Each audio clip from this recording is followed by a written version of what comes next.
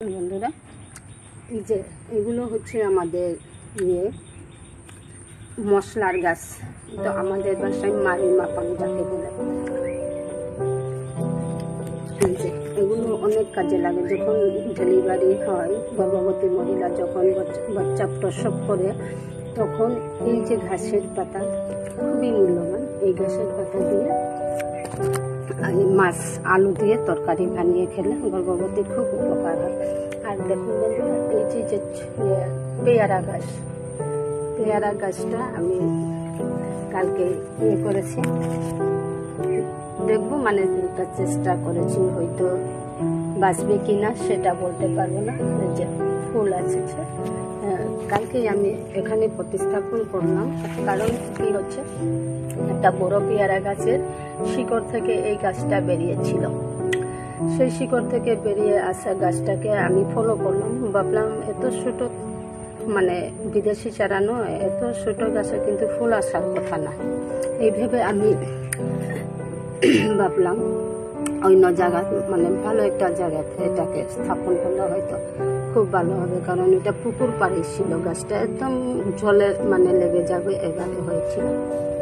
অনেক মাটির ভেতর থেকে, শিকড় থেকে এই গাছটি বেরিয়ে আসা, তাই এখানে আমি ইয়ে করলাম। কিন্তু অলরেডি এর শেকড়ও এসে গেছে, গাছের শেকড়। তাই হয়তো চেষ্টা করি কি না হয়, হয়তো বাঁচতেও পারে।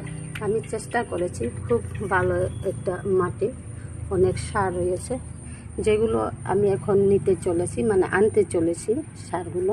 আর এই দেখেন পুদিনা পাতা, মানে পুদিনা গাছ, এটাও আমাদের মশলার কাজ করে আর পেটের রোগ সুখেও অনেক ভালো হয়। আর দেখুন বন্ধুরা, এটা হচ্ছে অ্যালোভেরা। নিশ্চয়ই আপনারা সবাই জানেন, আমাদের বাসায় গীতকুমারী বলে, বাংলায়ও বলে থাকে গীতকুমারী। আর এই একটা হচ্ছে, এটা মশলার গাছ। এটা হচ্ছে আমাদের বাসায় ফাঁকই বলে, খুবই একটি উপকারী গাছ। এই গাছটি কিন্তু যে প্রেশার বেড়ে যাওয়ার সময়, যাদের ব্লাড প্রেশার আসে বা যে কোনো কারণেই হোক মাথা ব্যথা যাদের হয়, তখন কিন্তু এই ঘাসের পাতা বেশ কয়েকটি ভালো মতো ধুয়ে রস সেঁকে নিয়ে শুধু সেই রসটি খেলে একেবারে উপকার পাওয়া যায়। আমাদের বাসায় বলে এটাকে ফাঁকই, মারুই মাপাং বলে থাকি। মারুই মাপাংয়ের মধ্যে বেশ কিছু পড়ে থাকে, মানে এই যে ফাঁকই আছে। আর এটা হলো নুংশিতর ড্যাম। এই যে শুরুতে আমি দেখালাম, এটা হলো নুংশিতের ড্যাম। এটি খুব উপকারী। আর এটা হলো, আমি গতকাল দাঁড়ের কাকুর বাসার থেকে বেশ অনেকগুলো গাছে ফুটেছে, তাই এনেছি।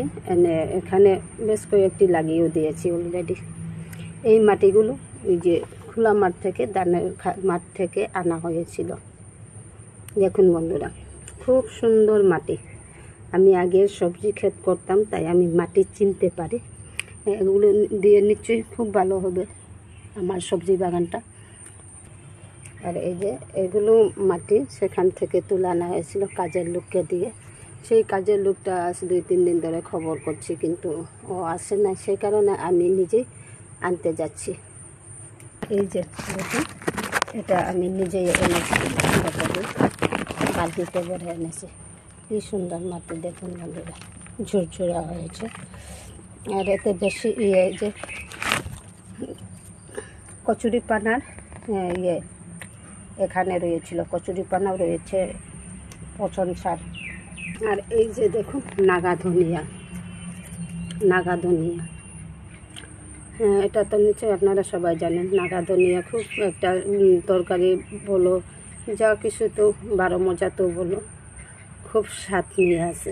শুধু গন্ধটাই স্বাদের ভরপুর দিয়ে আছে, ভরপুর স্বাদ নিয়ে আছে। আচ্ছা যাই হোক, এবারে দেখাচ্ছি এই যে এটাকে তো ভুলে গেলাম বাংলা ভাষায় কী বলে, বা মনেও থাকবে না। এটা আমাদের ভাষায় বলে তপ্পানি কম। এই গাছটিও খুবই উপকারী। পেটের অসুখ, গ্যাস, যাদের পেট ফোলা ভাব থাকে, এই পাতাগুলো যেভাবে হোক ভরা করো বানিয়ে। আচ্ছা, ভরা কিন্তু পেট ফোলাতে খেতে বারণ, নিষেধ। তাই তেল মশলা হলে তো নিষেধ। তাই আমাদের আমাদের জাতিগত একটাই আছে শীতল, মানে হিদল, আমরা হিদল বলে থাকি। সেই হিদল দিয়ে ওষুধ তরকারি বানিয়ে খেলে একেবারে পেটের রোগটা ভালো হয়ে যায়। খুব উপকারী একটি গাছ। দেখুন বন্ধুরা, পাশের থেকে দেখাচ্ছি সবার উপকারের জন্য।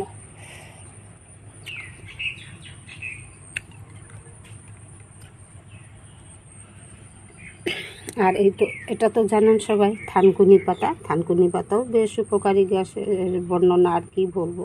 অনেক রোগ শুয়ে ভালো হয়, পেটের যে গ্যাসে ভালো হয়। আর যাদের খুসখুস কাশি লেগে থাকে ওরাও এই থানকুনি পাতার, এই যে থানকুনি পাতা বলতে পিরিহো আমাদের বাসায় বলে থাকে, এই থানকুনি পাতা রস 2 চামচের মধ্যে অল্প পরিমাণ চিনি মিশিয়ে খেলে সেই খুসখুস কাশিটা ধীরে ধীরে ভালো হয়ে যায়। আর দেখুন বন্ধুরা, এটা হচ্ছে তেঁতুল গাছ, টামারিন্ড। এটা কিন্তু আমি অন্য জায়গায় নিয়ে প্রতিস্থাপন করব, কারণ এগুলো আগের লোকে বলেছে, আগের দিনের লোকেরা বলেছে, নিশ্চয়ই ওরা আমাদের আগে এই পৃথিবীতে এসেছে বা ওদের অনেক অভিজ্ঞতা রয়েছে। তাই এই যে তেঁতুল গাছটা কিন্তু বাড়িতে নিজের মানে এরিয়াতে এটা থাকতে নেই, কারণ এটার একটা দুষ্প্রভাব রয়েছে বলে। তাই এটাকে আমি অন্য জায়গায় নিয়ে স্থানান্তরিত করব, বেশ খোলা মাঠে নিয়ে স্থানান্তরিত করব। এই তেঁতুলের অনেক গুণ আমি অন্য ভিডিওতে তুলে ধরবো বন্ধুরা। কিন্তু গাছটা দেখালাম আমি। গত বছর 1 কিলো তেঁতুল নিয়ে এসেছিলাম, সেখান থেকে খেয়ে বিশি ফেলেছিলাম। সেই বিশিটা থেকে এই গাছটির উৎপত্তি। আর তো দেখুন বন্ধুরা, এই যে এটা কি বলবো, শাক, পুঁই গাছটাও গতকাল মানে এনে এখানে লাগিয়েছি। হয়তো পরবর্তীকালে আমি অন্য স্থানেও লাগাতে পারি, শুধু বাঁচার জন্য, কারণ আমার সবজি বাগানটা এখনও করিনি, মাত্র করব। এই যে বেশ কতগুলো গাছ এনে লাগিয়ে দিয়েছি। আর এইগুলো আমার দিদিভাই মরিচ চারা এগুলো এনে দিয়েছে, ও নিজে লাগিয়ে দিয়েছে। এখন ঘনভাবে লাগিয়েছি, শুধু বেঁচে থাকুক এই বলে, তারপর আবার অন্য জায়গায় লাগিয়ে দেব। এই যে সিমেন্টের ব্যাগের মধ্যে, কারণ আমাদের পুরো মানে ভারীর এরিয়াটা পাকা করা। দেখুন যেদিকে দেখুন পাকা করা, কোনোখানেই আমাদের মানে সবজি করা যাবে না, সবজি চাষ করা যাবে না। আগে কিন্তু আমি সবজি চাষ করতাম, পুরো বাড়ির এরিয়াতে সবজি চাষ করতাম, এখন কিন্তু এভাবে নেই। তাই এই যে এখানেই করে নিলাম, বেশ এখান থেকে আমি পাট করে অন্যদিকে সরিয়ে নেব। আর দেখুন বন্ধুরা, এখানে একটা কলা গাছ হয়েছিল। এই কলা গাছেরও খুবই উপকারী বেশ কয়েকটি তথ্য পাওয়া যাবে, সেটা আমি পরের দিকে হয়তো অন্য ভিডিওর মাধ্যমে তুলে ধরবো বন্ধুরা।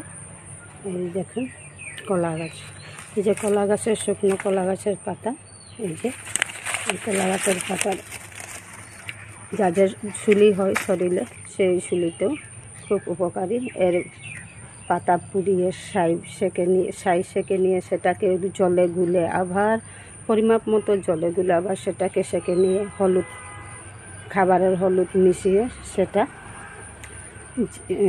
মানে মিক্সার করে, যেখানে শুলি হয়েছে স্নানের আধ ঘন্টা আগে সেই শুলির জায়গা মেখে দিতে হয়, তারপর শুকিয়ে গেলে স্নান করতে হয়।